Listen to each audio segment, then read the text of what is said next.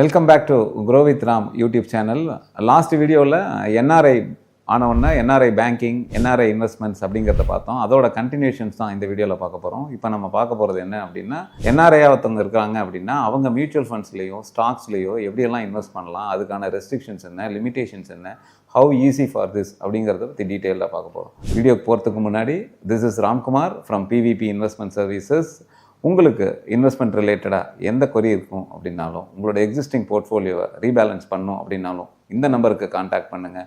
எங்கள் டீம் உங்களோட கோஆர்டினேட் பண்ணணும். என்ஆர்ஐயில் மியூச்சுவல் ஃபண்ட்ஸ் இன்வெஸ்ட்மெண்ட் எப்படி பண்ணலாம் அப்படின்னா, இன்றைக்கி உலகமே அதிகமாக பேசிகிட்டு இருக்கிற ஒரு இன்வெஸ்ட்மெண்ட் என்ன அப்படின்னா மியூச்சுவல் ஃபண்ட்ஸு. அதுலேயும் இந்த சிஸ்டமேட்டிக் இன்வெஸ்ட்மெண்ட் பிளான், அதாவது நம்ம பழைய ரெக்கரிங் டெபாசிட் தான், மாடர்ன் வெர்ஷன் ஆஃப் ஆர்டி தான் சிஸ்டமேட்டிக் இன்வெஸ்ட்மெண்ட் பிளான். என்ஆர்ஐ எப்படிலாம் இன்வெஸ்ட் பண்ணலாம் அப்படிங்கிறத பார்க்கலாம்.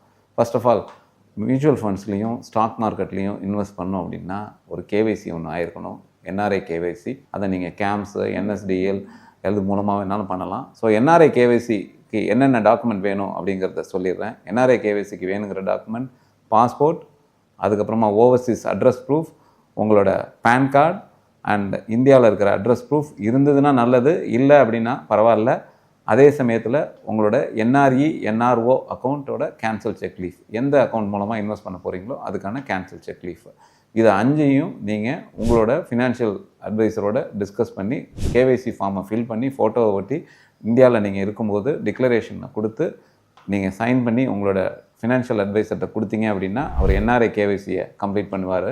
அதுக்கப்புறமா என்ன, all set ready for investment in mutual funds through NRI. So NRI கேட்டகரியில் இன்வெஸ்ட் பண்ணுறதுக்கு ரெடி ஆகிடுச்சு. இங்கே சில ஒரு ரெஸ்ட்ரிக்ஷன்ஸ் இருக்குது. நம்ம யூஎஸ் அண்ட் கனடா கஸ்டமர்ஸை மட்டும் செப்பரேட்டாக பார்க்கலாம். ஏன்னா யூஎஸ்ஏலையும் கனடாலையும் இருக்கிற என்ஆர்ஐஸ்க்கு செபி ஃபேட்கா டிக்ளரேஷன் கம்ப்ளைன்ஸில் சில ரெஸ்ட்ரிக்ஷனை கொண்டு வந்திருக்கு. அதனால் சில கம்பெனிஸில் மட்டும்தான் அவங்களால இன்வெஸ்ட் பண்ண முடியும். இந்தியாவில் கிட்டத்தட்ட இது வரைக்கும் 42 அசட் மேனேஜ்மெண்ட் கம்பெனிஸ் இருக்குது. இந்த அசட் மேனேஜ்மெண்ட் கம்பெனிஸ் தான் மியூச்சுவல் ஃபண்ட்ஸை மேனேஜ் பண்ணுறாங்க. ஒவ்வொரு அசட் மேனேஜ்மெண்ட் கம்பெனிக்கு கீழேயும் கிட்டத்தட்ட 100 கணக்கான ஃபண்ட்ஸ் இருக்குது. டோட்டலாக கிட்டத்தட்ட 4000 ஃபண்ட்ஸுக்கு மேலே மியூச்சுவல் ஃபண்ட்ஸில் இருக்குது. With different categories, equity, dept, hybrid அப்படின்னு ஒரு 3 வித்தியாச கேட்டகரிஸில் 4000 ஃபண்ட்ஸில் இருக்குது. ஸோ இப்போ நம்ம யூஎஸ் கனடா இல்லாமல் மற்ற என்ஆர்ஐஸ்லாம் எல்லா அசட் மேனேஜ்மெண்ட் கம்பெனிஸில் இருக்கிற மியூச்சுவல் ஃபண்ட்ஸ்லேயும் இன்வெஸ்ட் பண்ணலாம். அடுத்தது, யூஎஸ் அண்ட் கனடாவில் இருக்கிறவங்க முக்கியமாக செலக்டிவாக ஒரு 8 அசட் மேனேஜ்மெண்ட் கம்பெனியில் இன்வெஸ்ட் பண்ணலாம்.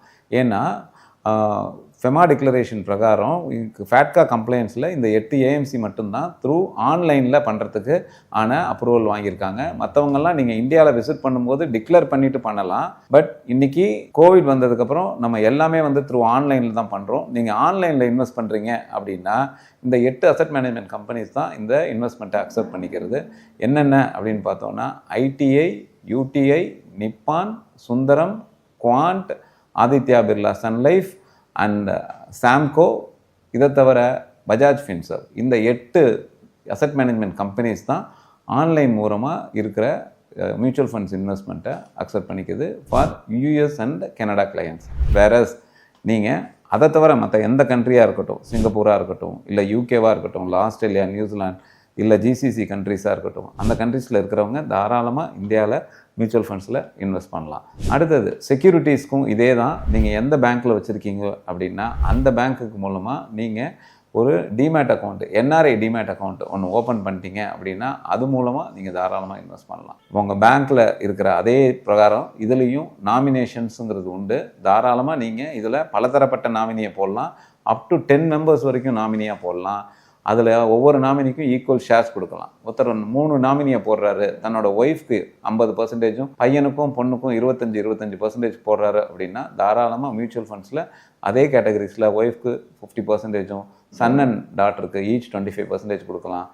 இங்கே மியூச்சுவல் ஃபண்ட்ஸை பொறுத்த வரைக்கும் இன்வெஸ்டர் இறந்த பின்பு அந்த நாமினிஸ்க்கு பணம் எப்படி போகும் அப்படின்னா யூனிட்ஸாக ட்ரான்ஸ்ஃபர் ஆகும். அதுக்கப்புறமா அந்த நாமினி அந்த அமௌண்ட்டை ஒன்று ரெடீம் பண்ணி எடுத்துக்கலாம், இல்லை அவங்க பேரில் அந்த இன்வெஸ்ட்மெண்ட்டை தொடர்ந்து இன்வெஸ்ட் பண்ணலாம். ஹோப் இந்த வீடியோ உங்களுக்கு ரொம்ப யூஸ்ஃபுல்லாக இருந்திருக்கும்னு நினைக்கிறேன்.